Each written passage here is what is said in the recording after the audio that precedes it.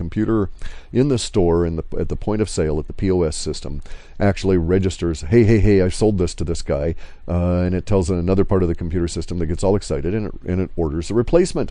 Hey, we sold one, let's get another one so we can sell it again. And so they order another one. And then it goes up the chain until it reaches some level of a larger computer program that says, well, if I'm going to order one for that store, I might as well order a bunch of these others for these other stores, since they're all asking for them too, and then I'll split them up. And so that would be your corporate headquarters level. Well, there's all these internet communications through there that are crucial to keep the whole system functioning. Any one of them break down and the system is essentially gone, does not exist at that stage, because the orders would never be fulfilled. Then there's the other issues of SCADA systems, which are the small-scale computer devices that are on things like pumps on natural gas lines. They're on electrical control meters. They run things in dams. They run water pumps. All of these kind of guys, a lot of them are and in fact, satellite or wirelessly connected to the internet, where they get their instructions from other devices and other software, and some of that's likely to be disrupted. Now, if indeed DA14 does cause these levels of disruption now, then the data set is suggesting that we can magnify that level of disruption by whatever is the passage of whatever the asteroid will be called that is going to be coming through in March and April. And it's going to cause a further level of disruption that would have longer lasting impacts if it wasn't to be followed fairly closely by what we're calling the global coastal event. Now, bear in mind, of course, that all of this stuff is not coincidental. Gravity waves, as we've seen had described to me today in Russia, and is apparently available online, at videos and stuff, those kind of gravity wave descriptions have to be applied to the planet as a whole. And if we get a body of sufficient size that passes close enough, there's this grab and yank effect, whereas the gravity wave comes along, it sort of hooks, if you will, and anchors part of its gravity to the gravity of land masses and stuff, and tries to drag them along for a brief period of time. And that's where we get these effects, like in the case of Rudy in his car. The gravity wave was sort of like a giant set of buttocks that had to sit down for a second, but it was on its way. It was rolling along and just sort of rolled over his car and caused his car to basically get compressed. That kind of thing could certainly be a approximate trigger for our global coastal event without even hitting the planet.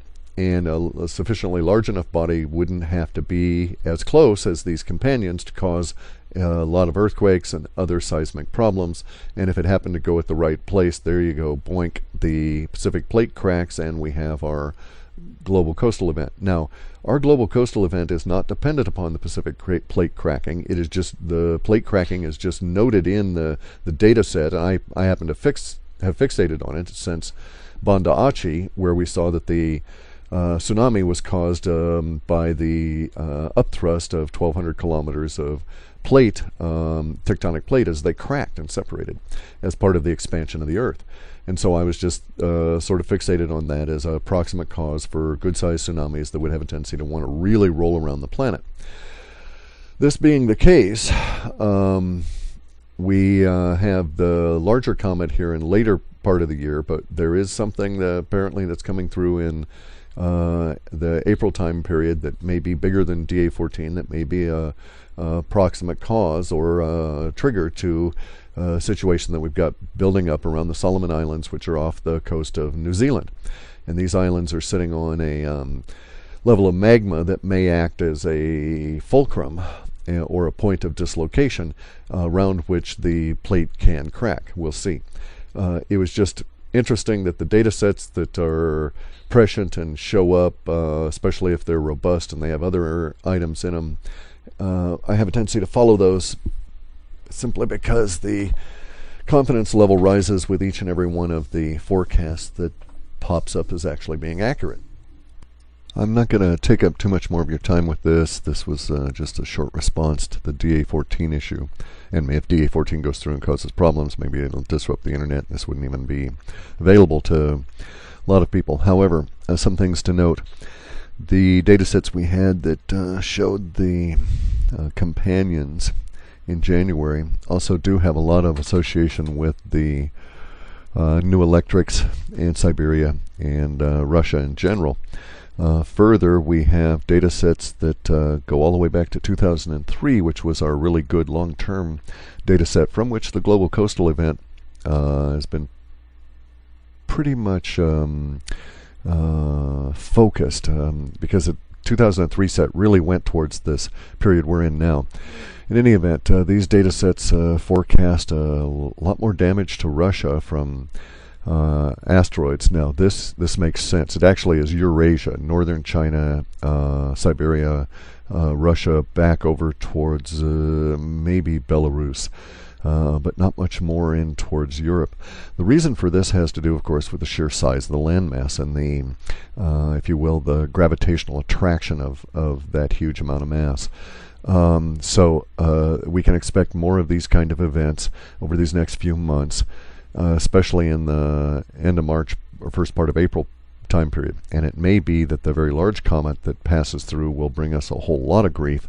We don't have any specifics about that in the immediacy data at the moment, and I'm going to go back and look at any notes I may have had from 2003 to see if I've got anything that's pertinent to that. But now we do have more, we do have data set from 2003 that we are aware of that shows there's going to be some level of western coast of Europe damage, or from either a flyover or something like that. So I don't know that we're talking impact, but again, because it's our little well done moment, if it's going to be visible in terms of reaching the mainstream media, it probably has to hit something in order to get their attention. So maybe indeed that will be the case. We had a data set in 2003 that was describing a band of damage that would have included like Guyana, some parts of the Caribbean. At its far northern exposure would have been the Keys of Florida. It would have impacted Cuba, and that's why I thought, oh well, maybe we've fulfilled that part of that language with this fireball over Cuba. We'll see. But then it would continue over and actually curve a bit, and because of the gravitational attraction of the landmass of Eurasia, and come in somewhere over France.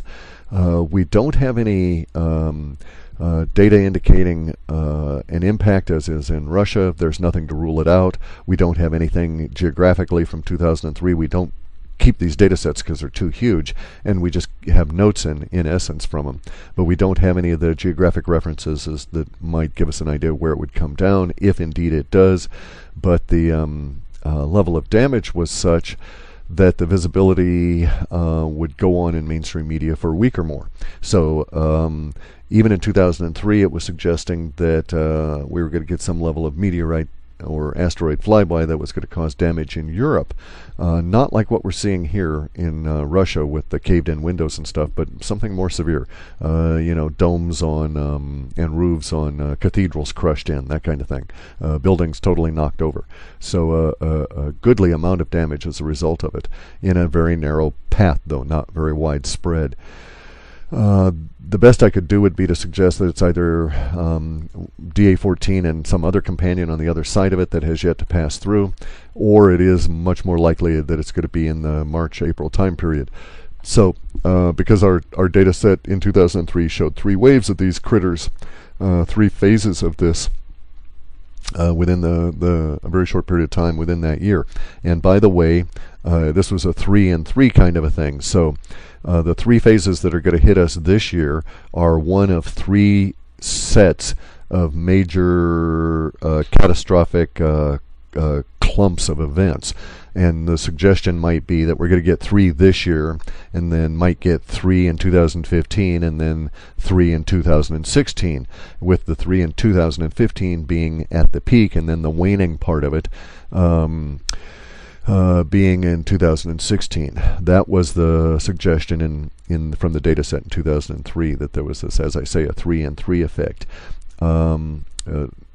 we just have always thought of it as three big waves and never really got into the details. Well, we're here now, and the details are indeed material, because the details are spread out over a number of months in each of the years afflicted. And we're not really sure it's 2015 or 2016. It may be 14-15, it may be 16-17, but it seems to be pretty much gone, whatever it is, these celestial influences on our solar system that are causing these particular sets of problems. It seems to be pretty much gone by 2018, as though we're in a waning effect of it, and that we peak from our waxing point sometime here in 2015 or so. And that's the best we can do on that data set.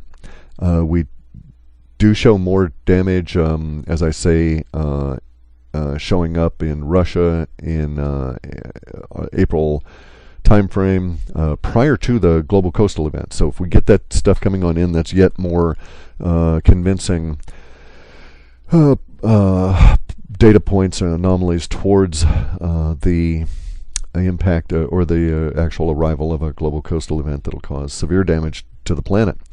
That being the case, if, as I say, if we proceed another month or so and things start piling up more, anybody who's listening and paying attention may really want to consider their location and get a good pair of walking shoes and get things ready for when the rest of those forecasts play out. And that's kind of the way it is in our work. If we get a good data set and there's 10 items and 1, 2, 3, 4, 5, 6, and 7 all plunk out and fall in line, well, then we've got a fairly good level of confidence that 8, 9, and 10 are also going to play out. And even if they are seemingly beyond the odds or beyond the bounds of anything that is probable, you know, this is an exogenic event. In terms of the global coastal event, we still don't know what causes it, and I don't even know that that's pertinent anymore.